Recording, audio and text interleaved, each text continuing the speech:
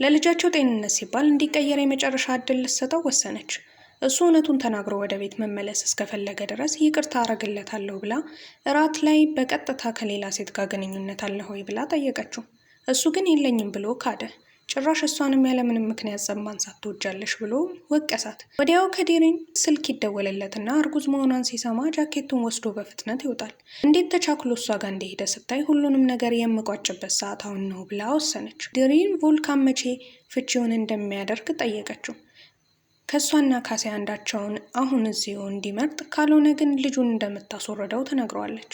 ከትንሽ ማንገራገር በኋላ ቮልካን ዴሬንን ያቅፋትና ካላንቺ መኖር አልችልም ይላታል። በሌላ በኩል አሲያ የባሏ እናት በጣም ታመው ዶክተሮቹ ቮልካንን ማግኘት ስላልቻሉ እሷን ይጠሯታል። የቮልካን እናት የአሲያን እጅ ይዛ ባልሽን ከስከዛሬው በበለጠ ተረጂው፣ እባክሽ ታገሽው ትላታለች። እናት የሚያደርገውን ታውቅ እንደነበርና አሁንም ውሸቱን ልትደብቅለት እየሞከረች በጭፍን እሱን እያገዘችው መሆኑን አሲያ ታስተውላለች። በዚህ ቀን ምሽት አሲያ ወደ ቤት ስትመለስ አባትና ልጅ በጣም ተግባብተውና ተቀራርበው ታያለች። ልቧ ይነካል። አጣዳፊ ጉዳይ አለኝ ብለህ የሄድከው ነገር ተስተካከለ ብላ ጠየቀችው። እሱም ሁሉ ነገር ተስተካክሏል ይላታል። ከዛም በቀስታ ጉንጯን ይስማታል። ምንም የመዋሸት ምልክት አላየችበትም። ከዛም ሌላ ተጨማሪ እድል ልትሰጠው ወሰነች። ይህንን ደስተኛ ቤተሰብ ስታይ ጭንቀቷ ቀለለ። ግን በእኩለ ሌሊት ቮልካን በቀስታ ስልኩን ይዞ ይወጣና ዴሬንን ያወራታል። በቀጣይ ቀን አሲያ መጽሐፍ መደብር ውስጥ ነበረች።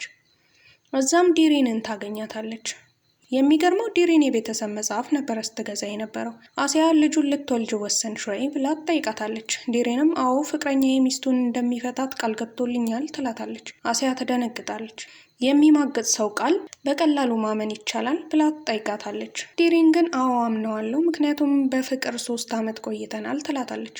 አሲያ የዚህኔ የሰማችውን ማመን ያቀታታል። እንዲህ ያለ ትልቅ መስዋዕትነት ካደረገች በኋላ ይሄ ይከሰታል ብላ ፈጽሞ አልጠበቀችም። በመጨረሻም ከውሸት በስተቀር ምንም ነገር እንደማይተርፋት ገባት። ወደ ከፍተኛ ክትትል ክፍል ተመለሰች እና እያለቀሰች ለባሏ እናት ባሏ ምን ሲያደርግ እንደነበረ ነገረቻት። እኔ በተደጋጋሚ ይቅርታ እያደረግኩለት ለም በዚህ መንገድ ትሪት እንደሚያደርገኝ አላቅም ትላታለች። ግን እንደዛ መሆኑ የባሏ እናት ለሱ መከራከሯን ትቀጥላለች። ጭራሽ ነገሩን አዞራ አሲያን ወቀሰቻት። አንቺ በጣም ተቆጣጣሪና ጨቅጫቃ ባትሆኚ እንደዚህ አያደርግም ነበር አለቻት። አሲያ የሰማችውን ማመን አቃታት። ለም በቮልካን ጥፋት እሷ ብቻ ትጎዳለች። ግራ ገባት። በአሁኑ ግን ነገሩን ለመጋፈጥ ወሰነች። ቮልካን ላደረገው ነገር ዋጋ አስከፍለዋለሁ ብላ ለራሷ ቃል ገባች።